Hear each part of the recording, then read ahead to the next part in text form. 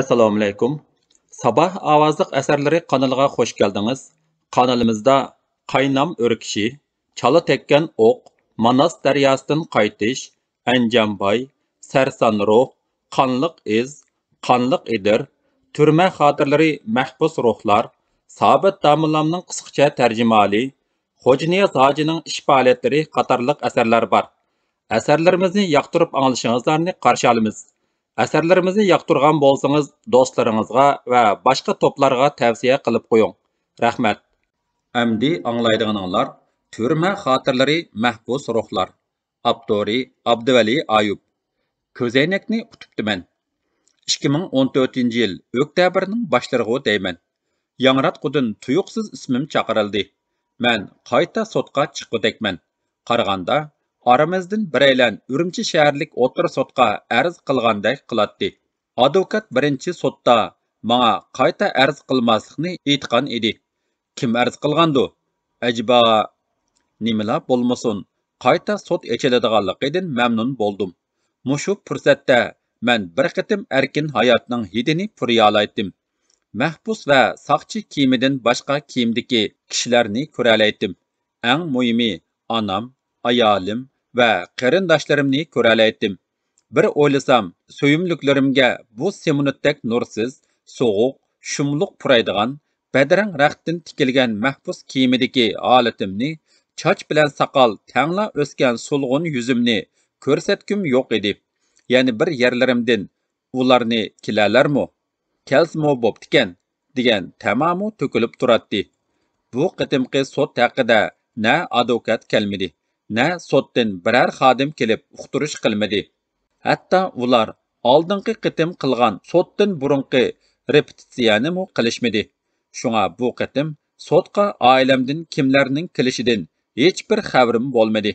Hech bo'lmasa Qozoq Gundupay bilan ko'rishgan bo'lsam, akamga telefon qilib qo'ysa deb o'yladim. Ailem ve qarindoshlarimdan hech kimni qatnashtirmagan taqdirda akam ko'zoynakimni avatib bersa, sotdan burun yoki keyin advokat orqali ilib olsammi bo'ladi. Mayli nima bo'lsa bo'lsin, xushalliqim ichimga sig'maydi. 3 oydan beri burunum xala, ter va zay purab, sap havodan nafaslanib boqmagan edim. Ko'zim gundupay, ishkal va mahbusla ko'rib, biror tup daraxt, biror tal gul giyoh ko'rib boqmagan edi.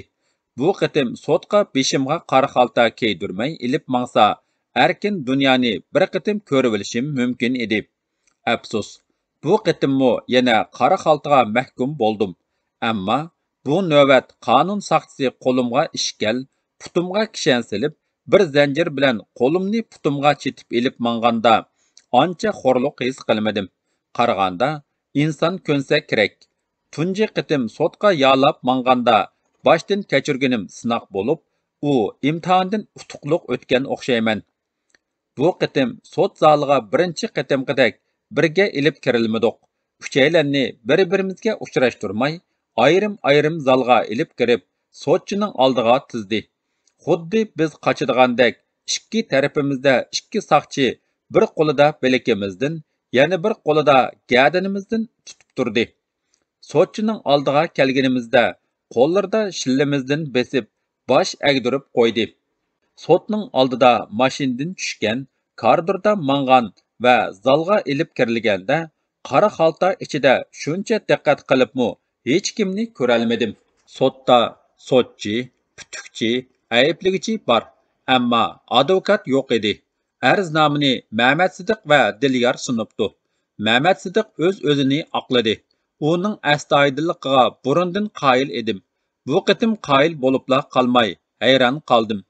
U birinchi sotda bizni xiloflik qildi deyilgan qonun moddalari va ularning tatbiq qilinishi haqida tafsili izlangan edi.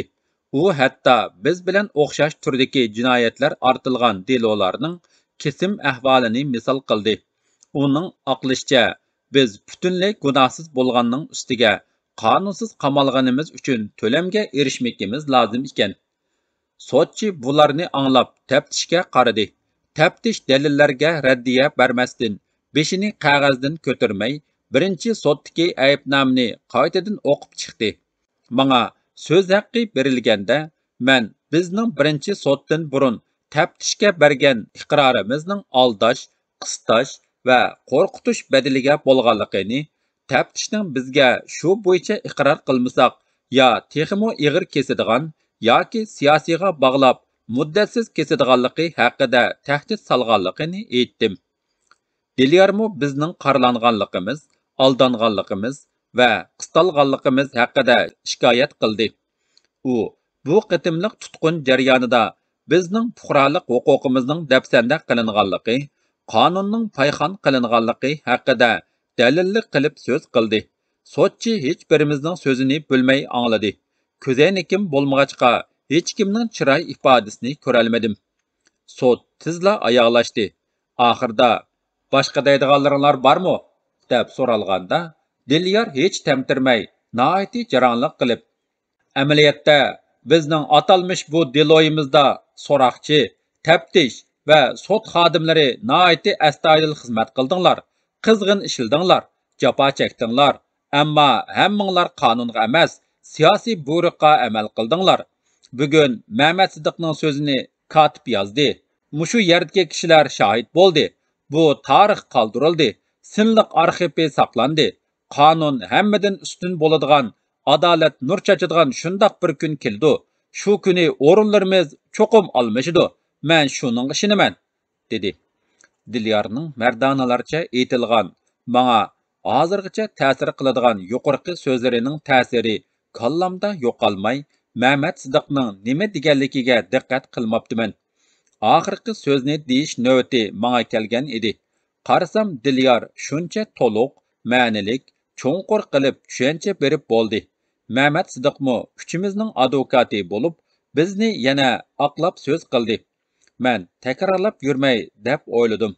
Menga sotda berilgan bu oxirgi so'z fursatida hech bo'lmaganda uyimizdan kimning kelganligini bo'lsa-mu so'rab olay deb o'ylab qoldim.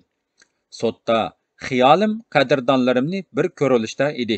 Shuning bilan sotchi ayolga qarab, men 1 yildan oshdi qamoqda. Qamoqxona qoidasi bo'yicha oila a'zolari bilan ko'rishish huquqim bor edi. U mu oqmidi?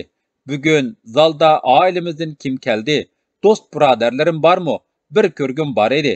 Afsus, ko'zaynikim kamerada uyg'urcha gap qilganimiz uchun tayoq yeb sinib ketdi. Menga bir ko'zaynak bergan bo'lsanglar, ailemden kelganlarni bir ko'rib olsam, dedim. Shu hamon cho'ng akamning bo'g'iq ovozida, Abduvali, ukam, men keldim. Mana ko'zaynak, deb tovlig'ini anglandi. Kaynimga qarsam bir soya menga qarab kelishga boshladi. Shu hamon yinimda turgan ikki Xitoy saqchining biri beshimni qo'pollik bilan oldimga qaratib qo'ydi. Yana biri akamga qarab, ko'zaynakni berishga bo'lmaydi, midirlima, deb varqirdi. Shu chog'da sotchi ayolning g'azablik ovozi hammani besib tushdi. Ko'zaynakni berishga bo'lamdi, bo'lmamdi, bu qarorni men chiqaraman. Ko'zaynakni aklib ber, deb oxirgi bir maydon kurashda adolatning yengib chiqqanidan, bir Uyg'ur chiqargan qarorning amalga oshganidan xuddi sotda utqandek hayajonlandim. Sot oyoqlashganligi jakarlandi. Deloda utalmagan bilan ko'zaynakni utgan edim. Kun sanab ko'rishni arzu qilgan rangdor dunyoning sot zalidagi bir bo'lagi ko'z oldimda suzilib, menga qarab turgan qop-qora qo'y ko'zlarga va qo'ng'ir, sarg'uch, oq chashlarga to'ymay qarab ketdim. Akam biz ko'rishmagan bu oylarda biroqla qirib dadamga o'xshab qolgandek ko'rindi. Kang peshona, yashang'irab qizargan ko'zlar mungluq edi.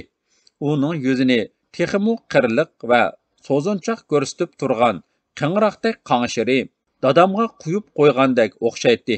Dadamning tugab ketgini bir hikmat ekan. Bo'lmasa u put-qo'lim zanjirlangan bu holimni ko'rib yerilib ketadi. Yoqqa yirtib faryod uratdi. Yordar shirdek yo'rkirab saqchilarga itilatdi deganlarni o'yladim.